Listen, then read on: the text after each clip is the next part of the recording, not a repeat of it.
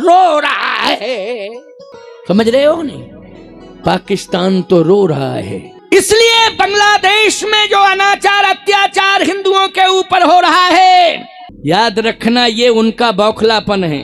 बौखला रहे हैं वो। क्या इस तरह से हिंदुओं को सता करके अपने को सुरक्षित करना चाहते हैं वो? मैं आपसे एक ही बात कहना चाहता हूं, ये जो हिंदुओं के ऊपर अनाचार अत्याचार हो रहा है और हिंदू सह रहा है और हिंदू कष्ट में रह रहा है, लेकिन हिंदू अपने धर्म को नहीं छोड़ रहा है, ये भी तो विशेषता है। बोलो, कष्ट भी सह रहा है, रो भी रहा है, प्राण भी दे रहा है, लेकिन फिर भी अपने धर्म को नहीं छोड़ रहा है। बोलो, धर्म कहीं ना कहीं संबल दे रहा है कि नहीं दे रहा है? संबल दे रहा है। और ये बांग्लादेश की जो समस्या है, चिंता ना करें आप सब, कष्ट की बात है। अभी अभी एक घटना घटी, एक बालक को जिंदा जलाया गया, उसको मारा गया, पीटा गया, फिर जिंदा जलाया गया।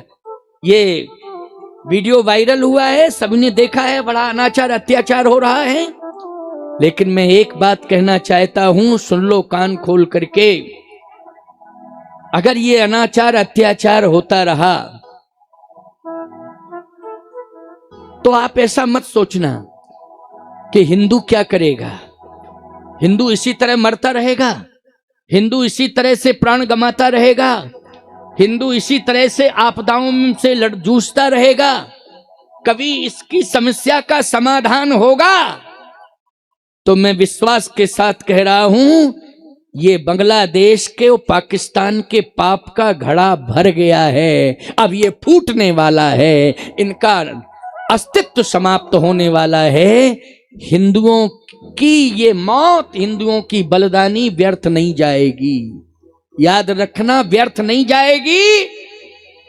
और यही हिंदुओं की बलिदानी, यही चीत्कार पुकार इन सबको रसातल में ले जाएगी। बस थोड़ा सा विश्वास रखना, क्योंकि देव यक्ष कन्याओं की करुण पुकार ने ही रावण की लंका को डुबो दिया। समुद्र ने नहीं डुबोया, रावण की लंका को किसने डुबोया? जो देव यक्ष कन्याओं के ऊपर अनाचार अत्याचार किया रावण ने, उनके निकले हुए आंसुओं ने लंका को डुबो दिया है, लंका का अस्तित्व समाप्त कर दिया है। आंसुओं ने किया है। किसने किया है? आंसुओं ने। इसलिए देव यक्ष कन्याओं के आंसू, सनातनी कन्याओं के आंसू, सनातनी युवान के आंसू, ये व्यर्थ नहीं जाएंगे। इन्हीं आंसुओं में बांग्लादेश डूब जाएगा, अस्तित्व समाप्त हो जाएगा। देखते जाओ, ये साधु की वाणी व्यर्थ नहीं जाएगी, ये साधु की अंतरात्मा बोल रही है। देखते जाइए कुछ दिन के बाद क्या होगा। ये आंसू व्यर्थ नहीं जाएंगे। बहुत बड़े कष्ट की बात है। ये अनाचार अत्याचार बर्दाश्त से बाहर है। इसके लिए भारत सरकार को कोई डिसीजन लेना पड़ेगा और जल्दी से जल्दी डिसीजन लेना पड़ेगा।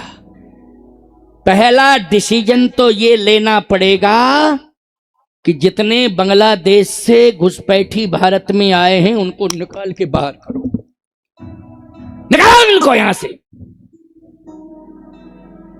दूसरा डिसीजन ये लेना होगा कि जितने हिंदू हैं उनको सुरक्षित भारत में लाना होगा, भारत में लाना होगा सुरक्षित। इसके बाद कठोर कदम उठाना पड़ेगा। पहले इनको सुरक्षित किया जाए सबको, फिर कठोर कदम उठाया जाए।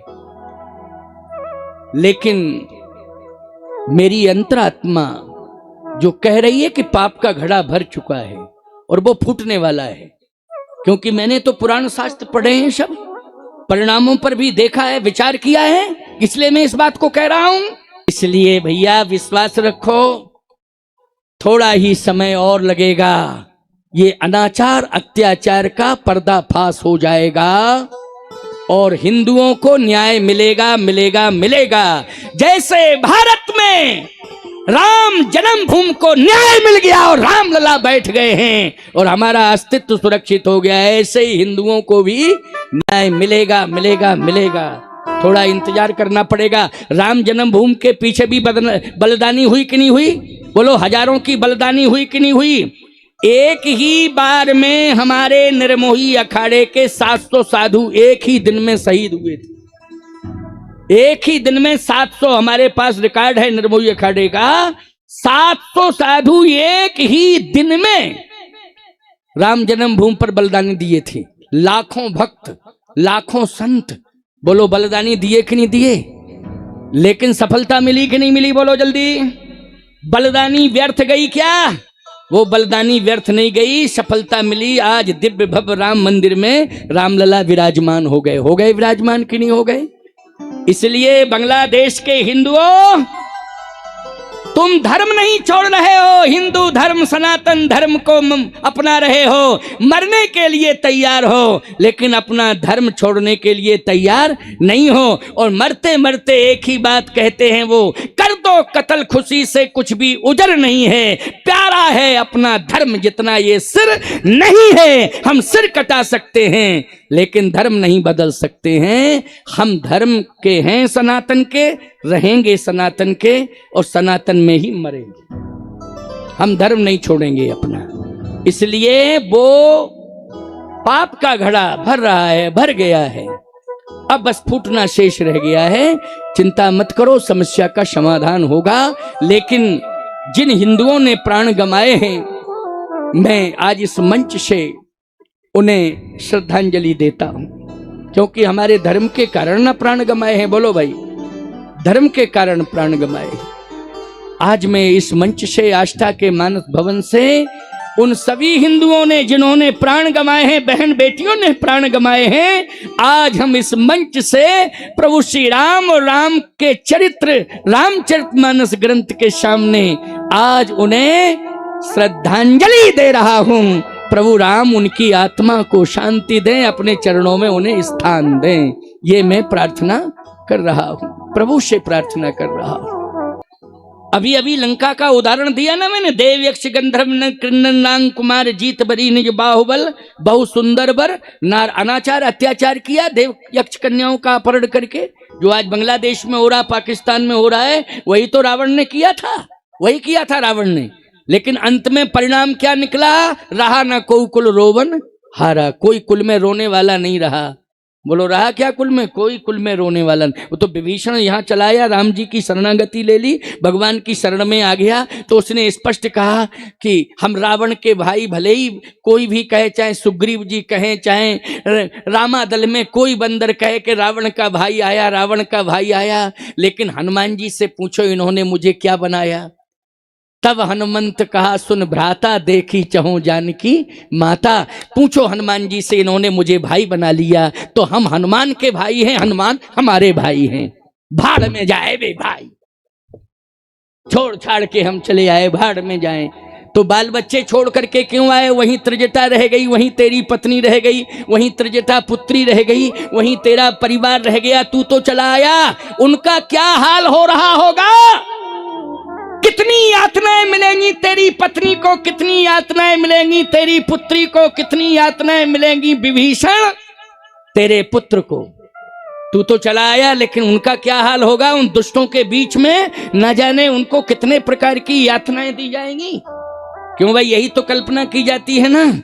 विभीषण ने कहा कि मैं प्रभु राम की शरण में आ गया हूं और मैंने परिवार को माता जानकी की शरण में कर दिया है। अब जानकी मैया संभालें, जो जानकी मैया का होगा सो मेरे परिवार का होगा। हमने तो जानकी मैया पर विश्वास कर लिया। इसलिए त्रिजटा नाम राक्षसी का, राम चरण रति निपुण विवेका। त्रिजटा ये विभीषण की पुत्री है, ये राम जी की भक्ति करती है और श्री जानकी जी की सेवा करती है, जानकी मैया की सेवा करती है। राम चरण रति निपुण विवेका।